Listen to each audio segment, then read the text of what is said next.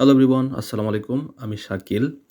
তো 60 days of Python কোর্সের day 39 এর ভিডিওতে আপনাকে ওয়েলকাম। তো আজকের এই পার্টিকুলার ভিডিওতে আমি মডিউল নিয়ে কথা বলবো। ওকে? তো পাইথন প্রোগ্রামিং ল্যাঙ্গুয়েজে আসলে আমরা মডিউল কাকে বলতেছি বা মডিউলের আসলে কাজ কি বা মডিউল আসলে আমাদের কি উপকারে আসবে এটা নিয়ে আজকে ডিটেইলস আলোচনা করব। ওকে? তো খুবই সিম্পল টার্ম মডিউল। তো আমরা যদি খুব সহজভাবে বলি, তো মডিউল হচ্ছে মূলত একটা পাইথন ফাইল, যে ফাইলের মধ্যে কিছু স্টেটমেন্ট এবং কিছু পাইথন ডেফিনিশন থাকবে। ওকে? তো আরও সহজ করে যদি বলি, ধরেন আপনি যখন রিয়েল লাইফে কোনো একটা কাজ করবেন বা সিম্পলি ধরেন আপনি কোনো একটা প্রজেক্টই করতেছেন, হ্যাঁ? সাপোজ সে প্রজেক্টটা হইলো একটা ক্যালকুলেটরের প্রজেক্ট। তো একটা ক্যালকুলেটরের মধ্যে কিন্তু অনেক ফাংশনালিটিস থাকে। ইন জেনারেল আমি ধরে নিচ্ছি 4-5টা ফাংশনালিটিস। ধরেন আপনার সামের কোড থাকবে, তারপর হচ্ছে আপনার এখানে সাবট্রাকশন থাকবে, মাল্টিপ্লিকেশন থাকবে এবং ডিভিশন থাকবে। আরও অনেক কিছু থাকতে পারে, লগের কাজ থাকতে পারে, তারপর হচ্ছে আপনার আরও অনেক কিছুই থাকতে পারে এখানে। সো আমি জাস্ট সিম্পলভাবে চিন্তা করি যে এই চারটা ফাংশনালিটিস আমার এই প্রজেক্টে থাকবে। এখন আমি কি করতে পারি? আমি সবগুলো কাজ আমি একটা ফাইলের মধ্যেই করে ফেলতে পারি। এটাও করা যাবে। করা যাবে না তা না, করা যাবে। আবার আমি একটা কাজ করতে পারি, আমি প্রত্যেকটা কাজ আলাদা আলাদাভাবে করতে পারি। প্রত্যেকটার জন্য আলাদা আলাদা ফাংশন ডিফাইন করতে পারি। এবং আরও সহজ করে যদি আমি বলি, তাহলে প্রত্যেকটার জন্য আমি চাইলে আলাদা আলাদা মডিউল তৈরি করতে পারি। ওকে? তো এখন এই যে মডিউলের কথাটা আসলো, মডিউল কেন ইম্পর্ট্যান্ট? মডিউল এই জন্যই ইম্পর্ট্যান্ট কারণ আপনি যখন এই কাজটা একটা ফাইলের মধ্যে করবেন, তখন ইটস নট গুড প্র্যাকটিস। হ্যাঁ? এটা হয়তোবা ঠিক আছে, but it's not good practice. কেন? কারণ আপনি যখন একটা কাজ করবেন, তখন এই কাজের আসলে সিম্পলিসিটি প্লাস এখানে অনেক ব্যাপার আছে। যেমন আপনি কোনো কিছু যদি চেঞ্জ করার প্রয়োজন হয় বা কোনো একটা ভুল হয়, হ্যাঁ?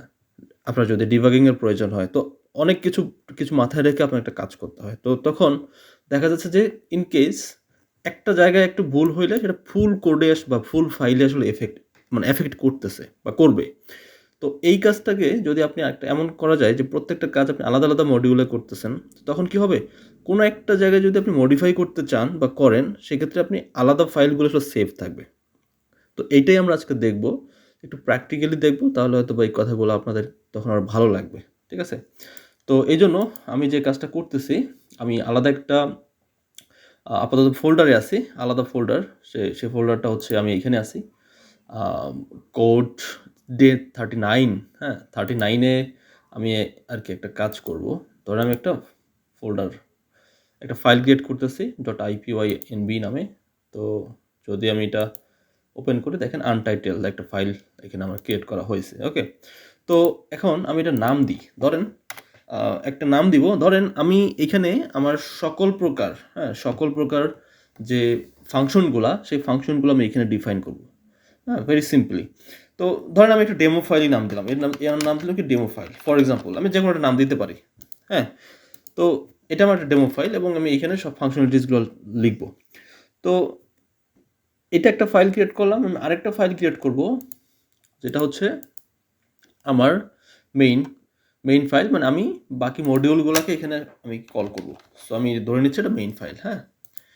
সো এখন আমি কিন্তু এটা সেম ফোল্ডারে করছি। আপনি যদি অন্য কোনো আইডি ইউজ করেন, সেক্ষেত্রে আপনি একই ফোল্ডারে আসলে সব কাজ করবেন। সেক্ষেত্রে আমি একটু পরে বুঝাইতেছি যে আসলে কোথায় আপনাকে চেঞ্জ করতে হবে। তো সবার শুরুতে ধরেন আমি ডেমো ফাইল, এই যে এই ফাইলটা, এই ফাইলের মধ্যে আমি কিছু কোড লিখি। ধরেন ফর এক্সাম্পল আমি একটা ফাংশন লিখবো, একটা হচ্ছে গ্রেটিংস আর একটা হচ্ছে স্কোয়ারের জন্য। খুবই সহজ। ওকে? তো আমরা কিন্তু এটা কিন্তু খুবই সিম্পল দুইটা ফাংশন লিখছি। একটা হচ্ছে কি গ্রেটিংসের জন্য, যে কাজটা করবে, এটা প্রিন্ট করবে আমার নাম বা আমি যে নামটা দিব, হ্যালো, ওই নাম।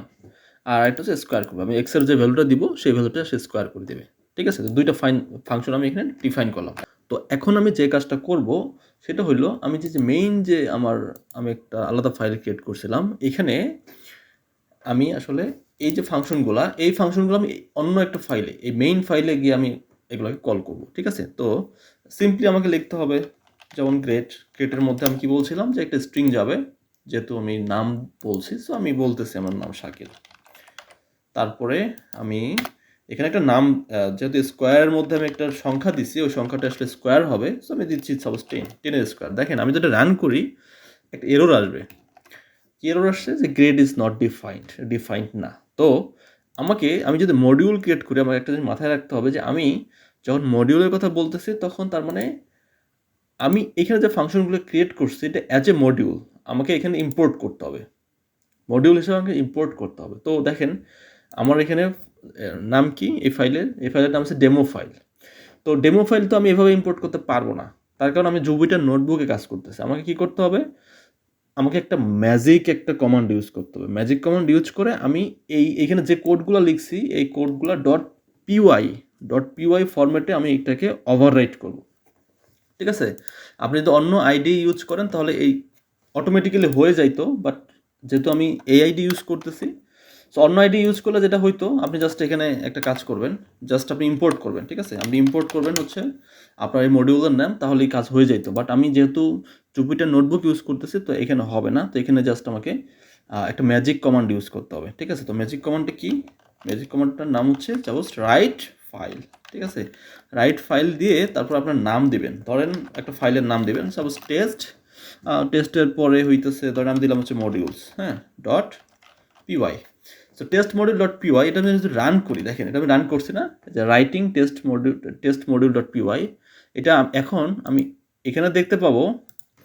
দেখেন এই যে টেস্ট মডিউল এই যে ডট পিওয়াই স্টাইলে একটা ফাইল ক্রিয়েট হয়ে গেছে, ডট পিওয়াই ফরম্যাট। ঠিক আছে? এর কিন্তু এক্সটেনশন কি? Dot PY. আর এর আগে ছিল কি? Dot PY. এর আগে এটা ছিল হচ্ছে ডট আইপিওয়াইএনবি। ঠিক আছে? যেহেতু আমি জুপিটার নোটবুক ইউজ করতেছি তাই আমি এই কাজটা করে নিলাম। এখন এই ফোল্ডারে এইটা আছে। সো এখন আমাকে জাস্ট এই যে টেস্ট মডিউল ডট পিওয়াই এই নামে যে আমি একটা ফাইল ক্রিয়েট করছি না, এইটাই আমি জাস্ট এখানে ইম্পোর্ট করব। Import test module. তো এখন এই যে টেস্ট মডিউল ইম্পোর্ট করলাম, so test module dot grade test module dot square. আমি যখন রান করি, সরি এখানে এরর দেখতে পাচ্ছি, এবি স্ট্রিং। আচ্ছা, এখানে মনে হয় কোনো কিছু দিই নাই। হ্যাঁ, এখানে আমাকে দেওয়া লাগতো হচ্ছে নেম, সরি মিস্টেক হয়ে গেছে। সো এখন দেখেন এই যে আমি আবার রান করলাম না, ওই ফাইলটাই কিন্তু ওভাররাইট হয়ে গেছে। ঠিক আছে? তো এটার এই যে ম্যাজিক কমান্ড এর কাজ হইতেছে মূলত, যদি আপনার এক্সিস্টিং যদি কোনো এই নামে ফাইল না থাকে ফাইল ক্রিয়েট করবে, আর যদি ফাইল হয়ে যায়, ওয়ান্স ফাইল ক্রিয়েটেড হয়ে গেছে, তারপরে আপনাকে যে কাজটা করবে, এখানে যে কোডে মডিফাই করবেন আপনি, সেই কোডটা আসলে ওভাররাইট করবে। That's it. তো এবার আমি যদি আবার রান করি, দেখেন কি দেখতে পাচ্ছি, দেখেন হ্যালো শাকিল 100। দেখেন আমি কিন্তু এই ফাইলে কিন্তু কিছুই লিখি নাই। ঠিক আছে? আমি কি এই ফাইলে কোনো ফাংশন ডিফাইন করি নাই। এটা পুরাটাই কিন্তু আলাদা একটা ফাইল, বাট আমি কিন্তু একটা মডিউল ক্রিয়েট করছি যে টেস্ট মডিউল নামে। এই যে এখানে টেস্ট মডিউল ডট পিওয়াই, আমি যেহেতু একটা মডিউল ক্রিয়েট করছি এবং এর মধ্যে আমার এই ফাংশনগুলো আছে, সো আমি মডিউল ধরে যদি আমি কল করি তাহলে কিন্তু আমি এটাকে ইম্পোর্ট করতে পারতেছি। তো আমি এভাবে না করে আমি এভাবেও করতে পারতাম যে ধরেন আপনি আপনি আপনি একটা কাজ করতেছেন শুধুমাত্র স্পেসিফিকভাবে ফ্রম টেস্ট মডিউল, এখান থেকে আপনি ইম্পোর্ট করবেন হচ্ছে ধরেন অনলি গ্রিডটাকে আপনি ইম্পোর্ট করবেন। তো সেক্ষেত্রে আপনি, আচ্ছা আমি এটা কমেন্টে দিয়ে দিই, সেক্ষেত্রে আপনার আর এটা লেখার দরকার নাই, এই টেস্ট মডিউলটা আপনার দেখার দরকার নাই, শুধুমাত্র গ্রিড লিখলেই কিন্তু হচ্ছে। কারণ আপনি, আচ্ছা আমি এটা যদি কার্নেলটা যদি ক্লিয়ার আউটপুট করে যদি আমি নতুন করে রান করি তাহলে হয়তো বুঝতে পারবেন। দেখেন আমি নতুন করে রান করতেছি, কিন্তু দেখেন এটা যদি রান করি তবুও কিন্তু আমার আসতেছে হ্যালো শাকিল। তার কারণ কি?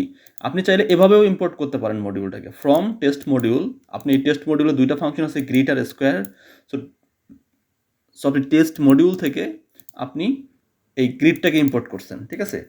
তারপরে আপনি ঠিক সেমভাবে আপনি চাইলে গ্রিডকে যেভাবে ইম্পোর্ট করছেন, আপনি ঠিক সেমভাবে আপনি চাইলে স্কোয়ারকেও ইম্পোর্ট করতে পারতেন। সো আপনি কমা দিয়ে স্কোয়ার, এবার আপনি এটা কেটে দেন, দেখবেন এটাও রান করবে। ঠিক আছে? সো আপনি চাইলে এভাবেও করতে পারেন। এবং সব থেকে ভালো প্র্যাকটিস সেটা হচ্ছে যে দেখেন আপনার এখানে এখন কতগুলো ফাংশন আছে, সবগুলোকে নাম ধরে ধরে এভাবে ইম্পোর্ট করবেন? এটা তো সম্ভব না, তাই না? সেই জন্য সব থেকে যে গুড প্র্যাকটিস সেটা হচ্ছে যে জাস্ট ইম্পোর্ট স্টার করে দেবেন। ঠিক আছে? সো আপনি যদি চান যে আপনার এখানে যতগুলো আপনার ফাংশন আছে সবগুলো আপনি ইম্পোর্ট করবেন, জাস্ট স্টার লিখে দেবেন, তাহলে হয়ে যাচ্ছে। তাহলে সবগুলো ফাংশন অটোমেটিক্যালি এখানে ইম্পোর্ট হয়ে যাবে।